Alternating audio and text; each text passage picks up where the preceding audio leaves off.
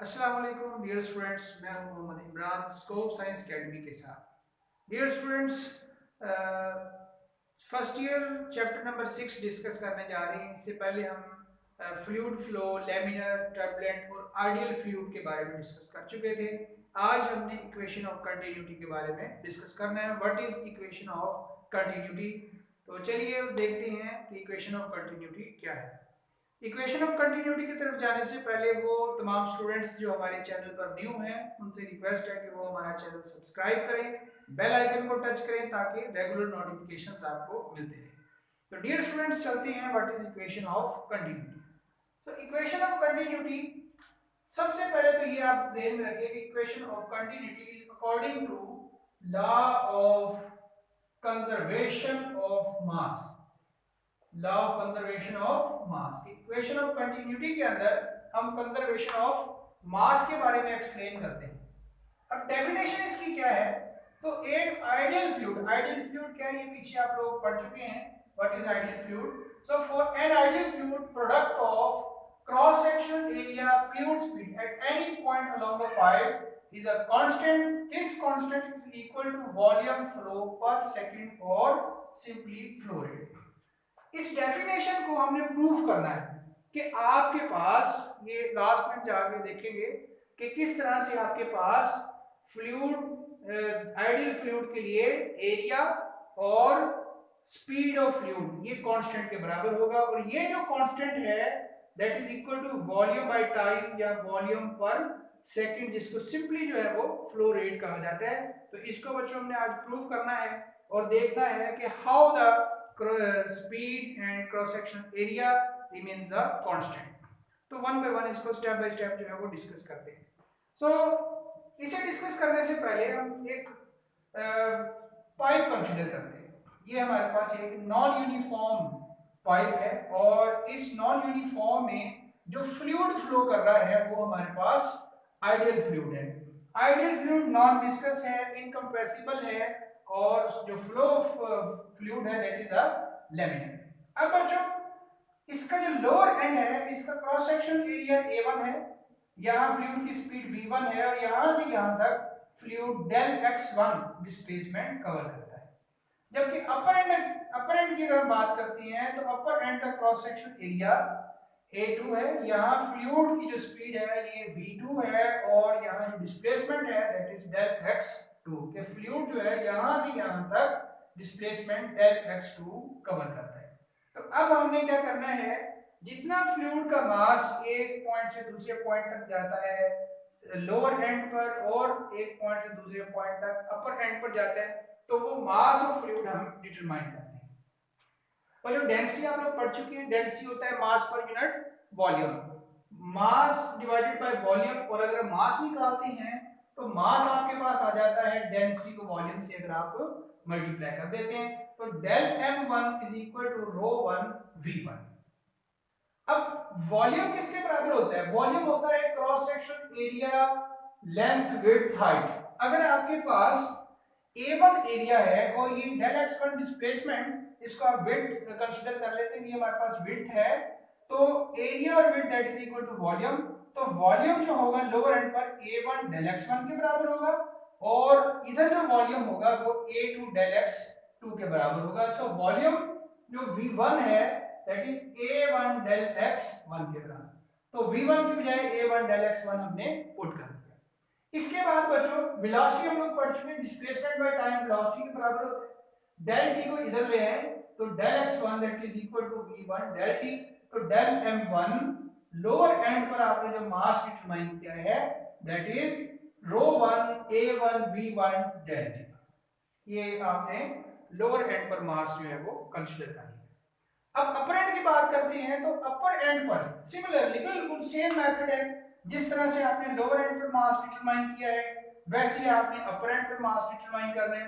Mass density volume के बराबर, volume जो है A2 डेल x2 के बराबर, वहां आपके पास A1 डेल x1 था, यहाँ A2 डेल x2 हो जाएगा।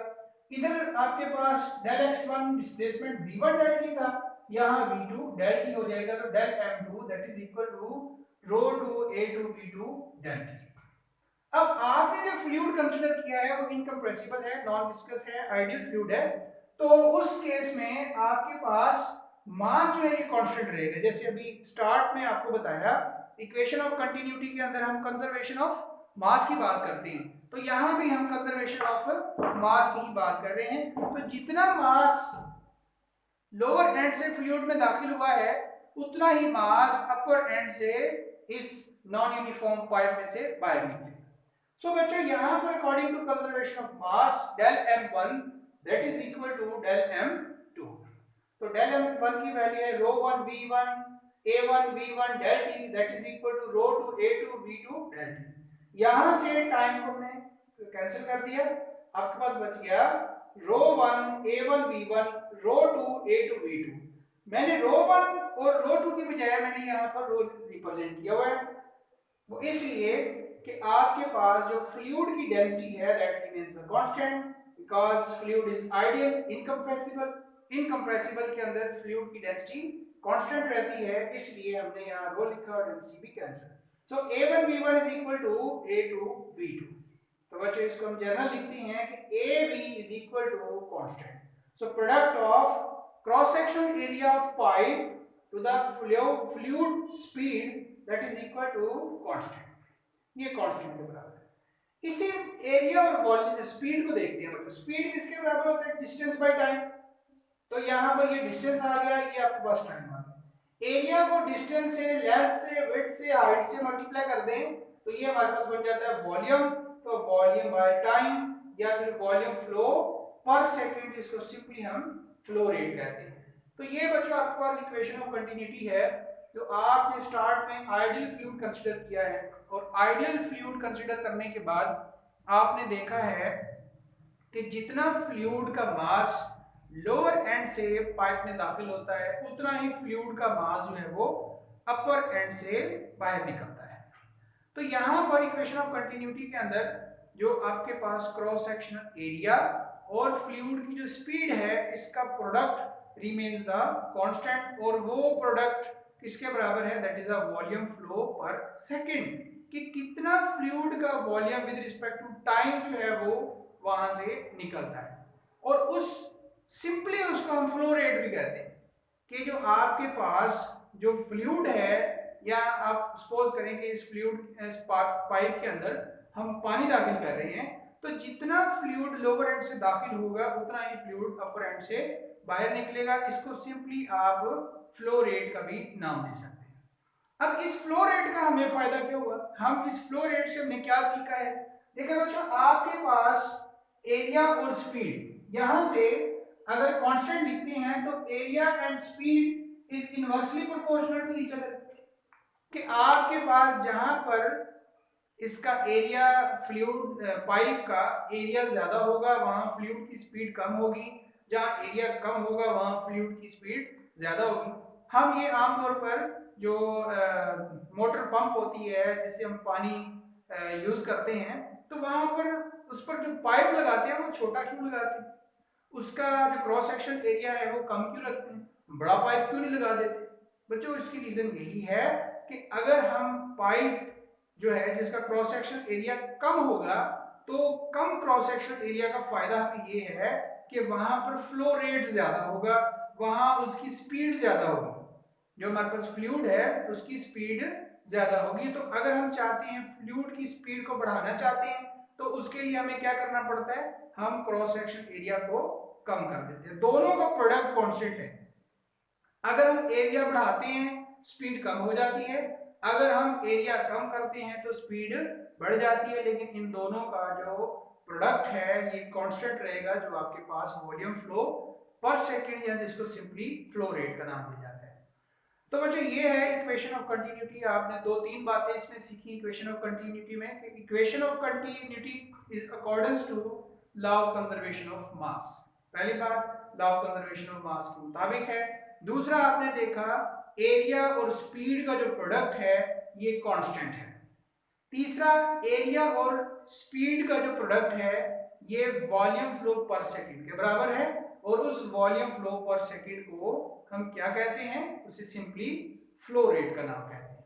तो इसके अंदर जो आपने नॉन यूनिफॉर्म पाइप अगर आप कंसीडर कर लेते हैं, नॉन यूनिफॉर्म पाइप आप लगा देते हैं, तो उससे कोई फर्क नहीं पड़ता। ऐसा नहीं है कि आप अगर एक जनरल मिसाल दे रहे हैं कि एक पाइप है, अगर आप उसके लोअर एंड से 1 लीटर पानी जो है 1 लीटर पानी दाखिल कर दें तो अपर एंड से जो है वो 2 लीटर निकलेगा, तो ऐसा बिल्कुल नहीं। तो जितना फ्लूइड आप लोअर एंड से दाखिल करेंगे उतना ही फ्लूइड अपर एंड से बाहर निकलेगा, क्योंकि law of conservation of mass के मुताबिक फ्लूइड जो उसमें दाखिल हो रहा है, फ्लूइड जो उससे बाहर निकल रहा है, उसका मास हमारे पास कांस्टेंट रहता है।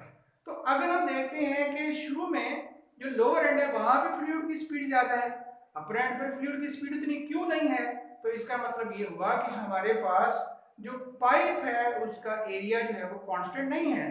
हो सकता है लोअर एंड पर अगर स्पीड ज्यादा है तो इट्स मीन कि लोअर एंड पर जो एरिया है वो स्मॉल है, अपर एंड पर स्पीड कम क्यों है, क्योंकि अपर एंड पर जो एरिया है वो लार्ज है।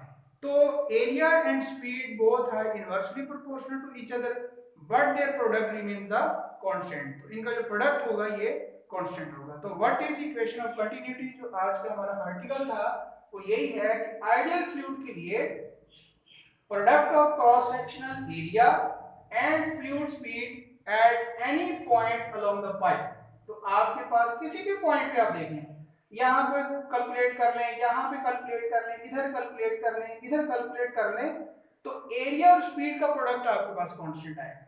हाँ, स्पीड और एरिया इन दोनों में डिफरेंस जरूर होगा, लेकिन इनका प्रोडक्ट कांस्टेंट होगा।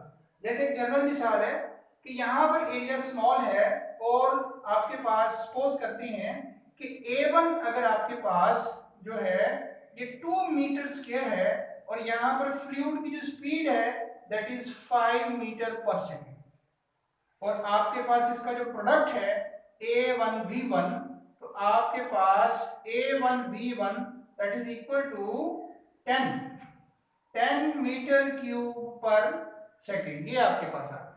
अगर हम अपर एंड की बात करते हैं, सपोज करते हैं कि यहाँ पर आपके पास जो एरिया है ये ज्यादा है, एरिया आपके पास आ गया 5 मीटर स्क्वायर और फ्लूइड की जो स्पीड है इधर आपके पास, ये जाहिर सी बात है एरिया ज्यादा है स्पीड कम होगी, ये आपके पास आ गया 2 मीटर पर सेकेंड। तो जब हम इनका प्रोडक्ट लेते हैं A1V1 तो ये भी आपके पास 10 मीटर क्यूब पर सेकेंड ही आता है। इसका मतलब हमारे पास एरिया और स्पीड अगर इन दोनों में डिफरेंस भी है, लेकिन हमारे पास प्रोडक्ट जो है वो हमेशा कांस्टेंट आता है। अगर एरिया कम है तो स्पीड ज्यादा है, अगर एरिया ज्यादा है तो स्पीड कम है।